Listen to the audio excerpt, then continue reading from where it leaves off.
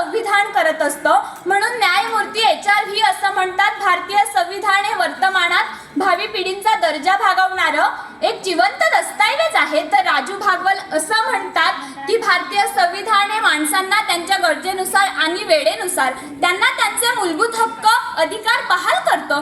पण मग हे सगळं जरी एकीकडे असलं ना, तरी एकीकडे मात्र ज्या देशातील राज्यघटना जगामध्ये सर्वात श्रेष्ठ अशी राज्यघटना मानली जाते ना, त्याच राज्यघटनेच्या उद्दिष्टिकेच्या प्रस्ताविकेची परभणीसारख्या जिल्ह्यात आपल्याला विटंबना होताना सुद्धा दिसली. आंबेडकर आंबेडकर आंबेडकर ही काय फॅशन आहे का असं म्हणून जर का संविधान निर्मात्यालाच नाकारण्याचा प्रयत्न होत असेल ना, तर मग आपण कोणत्या संविधानाचा आग्रह धरतोय हा प्रश्न देखील आज तुम्ही आम्ही स्वतःला विचारला पाहिजे.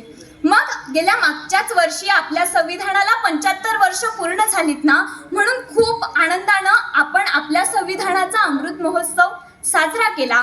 पण याच गेल्या 75 वर्षात याच संविधानात अनेक सकारात्मक आणि नकारात्मक बदल झालेले सुद्धा आपल्याला दिसतात. मग म्हणजेच 1951 साली झालेल्या पहिल्या घटना दुरुस्तीनुसार आपल्याला सुधारित अभिव्यक्ती स्वातंत्र्य मिळालं.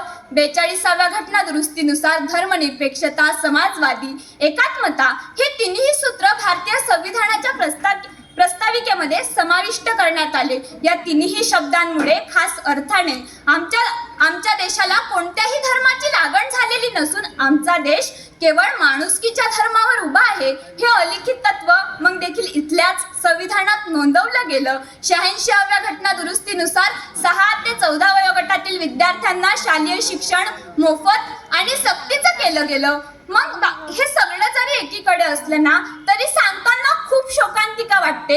याच संविधानाचा उपयोग काही लोक स्वतःची राजकीय पोळी भाजण्यासाठी सुद्धा करतात आणि स्वतःचा राजकीय प्रवास सुखाचा व्हावा यासाठी सुद्धा करताना दिसतात.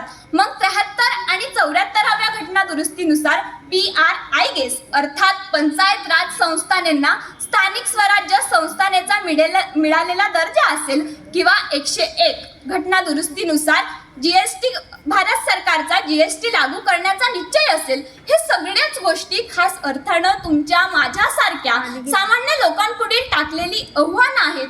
पण मग कसं आहे ना, भारतीय संविधानाबद्दल बोलत असताना आपल्या संविधानावर प्रत्यक्ष आणि अप्रत्यक्ष घाव झालेले सुद्धा आपल्याला दिसतात.